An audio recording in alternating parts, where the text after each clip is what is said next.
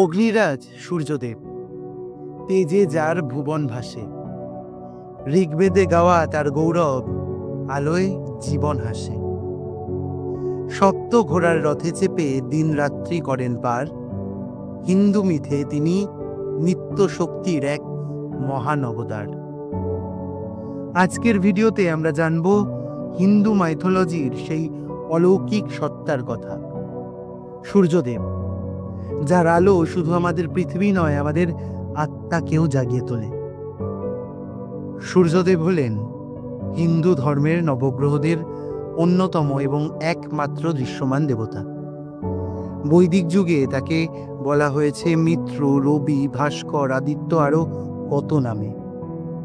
তিনি শুধু এক আলোর দেবতা নন, তিনি জীবনের প্রতীক, ধর্মের ধারক আর চিরপ্রবাহমান কর্মের প্রতীক।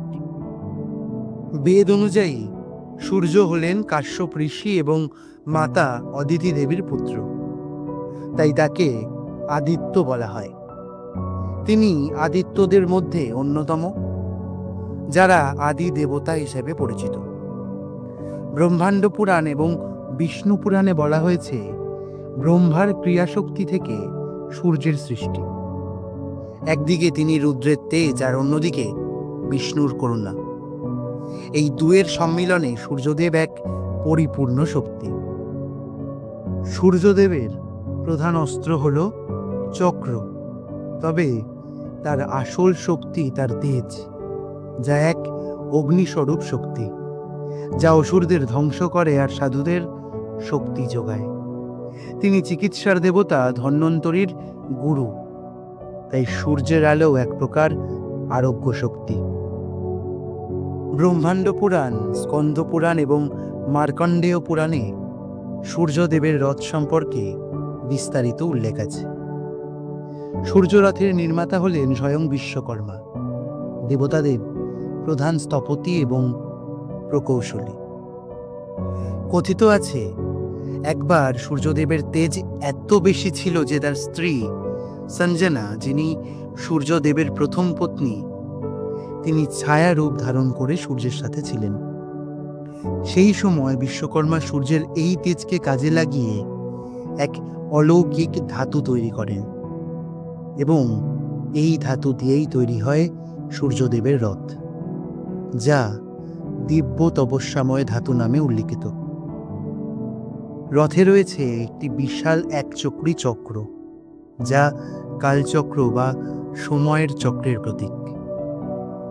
এটি বলে দেয় সময় চিরচলমান, কখনো থামে না। রথের ওপরে থাকে ধর্ম ও জ্ঞানের প্রতীকী ধ্বজা, যা নির্দেশ করে যে সূর্য কেবল তেজ নয়, বরং আলোকিত সত্য ও জ্ঞান। সূর্যদেবের এই রথ পূর্ব দিক থেকে সূচনা করে পশ্চিমে অগ্রসর হয় প্রতিদিন। এটি সময় ও দিনচক্রের প্রতীক এবং রাতের বেলায় সূর্য পাতাল লোক ভ্রমণ করে বলে মনে করা হয়। সূর্যদেবের এই রথের সারথি অরুণ, যিনি গরুড়ের ভাই। তিনি সূর্যকে প্রতিদিন সঠিক পথে এগিয়ে নিয়ে যান এবং সূর্যের এই রথ টেনে নিয়ে যায় 7টি তেজস্বী ঘোড়া, যাদের নাম যথাক্রমে গয়, গায়ত্রী, ভ্রাজ, রোহিত, অরুণ, যজুষ ও শাক্ত। এই 7 ঘোড়া হল 7টি ঋতু, সপ্ত ঋষি, 7টি চক্র আর 7টি রঙের প্রতীক। এই 7টি ঘোড়ার কারণে সূর্যের রথ সব দিক আলোকিত করে, অর্থাৎ পৃথিবী, আকাশ ও পাতাল সবকিছু। সূর্যদেবের রথে এক চক্র বা চাকা থাকে, যার কেন্দ্র হল সময় এবং তার প্রান্ত হল চক্রাকার জীবনের চক্র, জন্ম, মৃত্যু এবং পুনর্জন্ম। এই রথের ধ্বজা বা পতাকায় থাকে কৃষ্ণপক্ষ এবং শুক্লপক্ষের প্রতীক, অর্থাৎ জ্ঞানের উত্থান এবং অবসান। এই রথ তৈরি হয়েছে দিব্য ধাতু দিয়ে, যা মানুষের চোখে অদৃশ্য। এর চালনা মানে হল কর্মের ধারাবাহিকতা, তাই এই রথ কখনো থামে না।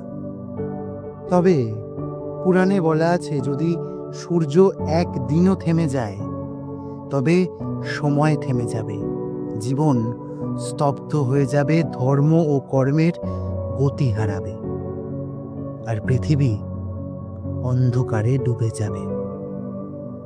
মার্কণ্ডেয় পুরাণে এমন ভয়ঙ্কর ভবিষ্যৎবাণী করা রয়েছে যে যদি সূর্য এক মুহূর্তের জন্য আলো বন্ধ করেন, তবে পৃথিবীর সমস্ত সৃষ্টি ধ্বংস হয়ে যাবে। এই রথ চলার মধ্যেই নিহিত আছে ব্রহ্মাণ্ডের ধারা ও ধারাবাহিকতা। সেই কারণেই তার প্রতিদিন গায়ত্রী মন্ত্র জপ করার বিধান রয়েছে। সূর্য হলেন তেজ, আলোক ও জ্ঞান, এই তিনের মূর্ত প্রতীক। তার মুকুট থেকে বিকরিত হয় এমন এক আলো যা নির্দেশ করে সর্বজ্ঞান, দিব্য দর্শন এবং আত্মপ্রকাশকে। সেই কারণে মুকুটকে বলা হয় জ্যোতির্ময় কিরীট, যার থেকে সূর্যরশ্মির মতো কিরণ চারদিকে ছড়িয়ে পড়ে। মুকুটের মাঝে বা উপরে যে দীপ্তময় কিরণ বা তেজ দেখা যায়, তা অনেক সময় তৃতীয় চক্ষু বা বিভূতির প্রতীক হিসেবে ধরা হয়। এটি নির্দেশ করে সূর্যদেবের আধ্যাত্মিক জ্ঞান, যা সব দিক দেখতে পারে, অদৃশ্য থেকে দৃশ্য, ভবিষ্যৎ থেকে অতীত। সূর্যকে বলা হয় জ্ঞানের দেবতা এবং চক্ষুষ্মান ব্রহ্মা। তার মুকুটের উচ্চতা ও কিরণ দেখা যায়। তিনি ধর্মের শিখর। অন্ধকারে আলো জ্বালানোর ক্ষমতা তার একমাত্র আছে এবং তিনি সত্য ও ন্যায়ের শাসক। যোগশাস্ত্র অনুসারে মাথার উপরের অংশে থাকে সহস্রার চক্র, যেটি আধ্যাত্মিক জ্ঞানের কেন্দ্র। সূর্যদেবের মুকুট সেই চক্রকেই প্রতিনিধিত্ব করে, মানে তিনি মানবাত্মার চূড়ান্ত মুক্তির দিশারি। আবার সূর্যদেবের মুকুটের কিরণ সংখ্যা অনেক সময় 7 বা 12 হিসাবে ধরেন। এই 7 বলতে সপ্ত চক্র বা সপ্ত ঋষি, আর এই 12 বলতে 12টি আদিত্য বা 12 মাসের কথা বোঝানো হয়ে থাকে। সূর্য হলেন সাক্ষাৎ জীবনের ধারক। তিনি শ্রীরামচন্দ্রের পূজিত দেবতা, পবনপুত্র হনুমানজির গুরু আর কর্ণের পিতা। প্রতিদিন সন্ধ্যা বন্দনা সূর্যকে উদ্দেশ্য করেই করা হয়। ছট পূজা, রথ সপ্তমী, মকর সংক্রান্তি, এই সব উৎসব সূর্যদেবকে কেন্দ্র করেই উদযাপন করা হয়ে থাকে। আজকের এপিসোড যদি আপনাদের ভালো লেগে থাকে, তাহলে একটা লাইক দেবেন আর কমেন্ট করে জানাবেন এমন মাইথোলজিক্যাল আরও কোন কোন বিষয়ের ওপর আপনারা গল্পকারে শুনতে চান। তাহলে এরপর হিন্দু পুরাণ, মাইথোলজি, এই সব বিষয়ের ওপর আরও নানা ভিডিও আপনাদের জন্য নিয়ে আসব। আর হ্যাঁ, এমন আরও কিছু গল্পের ছলে জানতে হলে গল্পে গৌরবকে সাবস্ক্রাইব করতে কিন্তু ভুলবেন না। জয় সূর্যনারায়ণ।